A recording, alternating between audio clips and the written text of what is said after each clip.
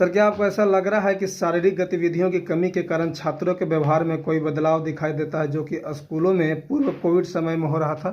जी बिल्कुल। देखिए, अभी छात्रों में जो बदलाव जो दिखता है लॉकडाउन के अकॉर्डिंग या फिर लॉकडाउन से पहले की अगर बात करें, तो जो बच्चे ज़्यादा अगर फिजिकली वो फिट है, जो खेलते वेलते रहते हैं इधर उधर से, वो बच्चे मानसिक रूप से भी ठीक होते हैं। लेकिन जो बच्चे घर में केवल पैक है, तो उसे आप मतलब कि एक किताबी कीड़ा बना सकते हैं। किताबी कीड़ा करने का मतलब कि आप सब्जेक्ट वाइज पढ़ा सकते हैं, लेकिन उसे सामाजिक ज्ञान नहीं होता है। तो इस तरह की गतिविधियां अलग अलग तरह के बच्चे होते हैं, अलग अलग तरह की गतिविधियां होता है। डिपेंड करता है कि अगर बच्चा आपका अगर वो खेलता हो, खेलने के साथ साथ अगर पढ़ता हो, तो वो जो बच्चा होता है वो मल्टी टैलेंटेड के रूप में होता है और वो बहुत अच्छा मतलब कैपेबल होता है। किसी भी बात को वो आसानी से समझ जाता है। क्या आप लॉकडाउन से पहले इतनी ही संख्या में शिक्षकों और छात्रों के साथ काम कर रहे हैं या कोई वृद्धि कमी हुई है?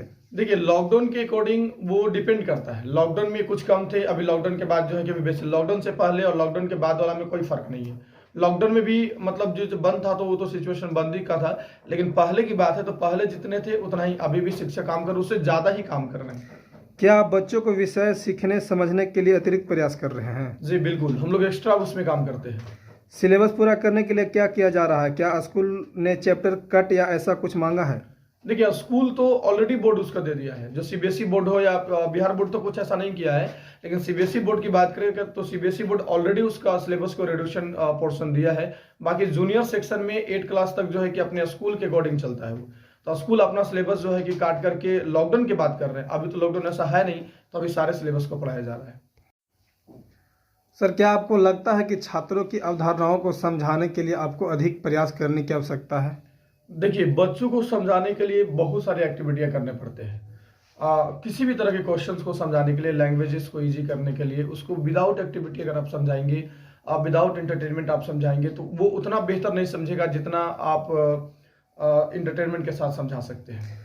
आपका ध्यान किस पर है, बच्चों को अवधारणाएं सिखाने या पाठ्यक्रम को पूरा करने पर? देखिए, बच्चों को दोनों चीज पे ध्यान रखना पड़ता है। अगर उसे सामाजिक ज्ञान की जरूरत है तो उसे सामाजिक ज्ञान के साथ साथ, क्योंकि उसे समाज में जीना है तो उसे सामाजिक ज्ञान भी चाहिए। और पाठ्यक्रम की जो जरूरत है, अगर उसको बोर्ड एग्जामिनेशन देना है तो उसको उसका सिलेबस पर भी ध्यान देना है। इसलिए हम लोगों को दोनों चीज पे ध्यान देना होता है। क्या आपका विद्यालय सीखने में हुए नुकसान की भरपाई के लिए कुछ अतिरिक्त प्रयास कर रहा है?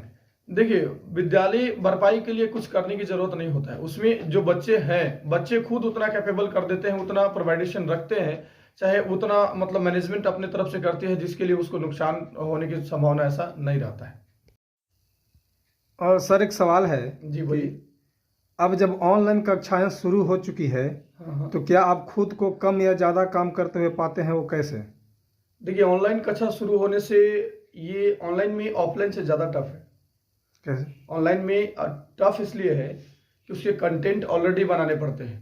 कंटेंट पहले प्रिपरेशन करने के बाद उसको उसको फिर उसमें अपडेट करना पड़ता है। अपडेट करने के बाद हाँ, एक चीज़ होता है कि ऑनलाइन जिस समय पढ़ाया जाता है उस समय सारे क्वेश्चंस जब स्क्रीन पे होते हैं डिजिटल बोर्ड के हिसाब से, तो उस समय क्वेश्चन लिखने में थोड़ी सी कठिनाइयाँ नहीं होती है। लेकिन हाँ, बच्चों के लिए वो चीज़ हेल्पफुल होता है। क्या आप पाते हैं कि बच्चे ऑनलाइन की तुलना में स्कूल में अधिक ध्यान देते हैं?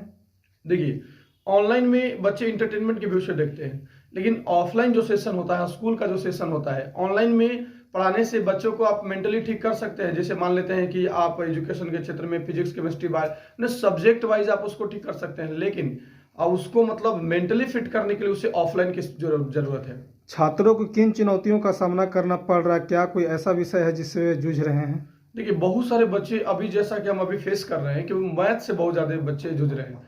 अभी मैथ्स क्या है ना कि कैलकुलेशन खोजता है, तो उसकी वजह से बच्चे जो हैं मैथ्स में ज़्यादातर परेशानी होता है। और भी सब्जेक्ट है जैसे साइंस वगैरह भी है, तो साइंस में बच्चों को प्रैक्टिकल की ज़रूरत है। बच्चे थ्योरी तो कर पाते हैं लेकिन प्रैक्टिकली उतना नहीं कर पाते हैं।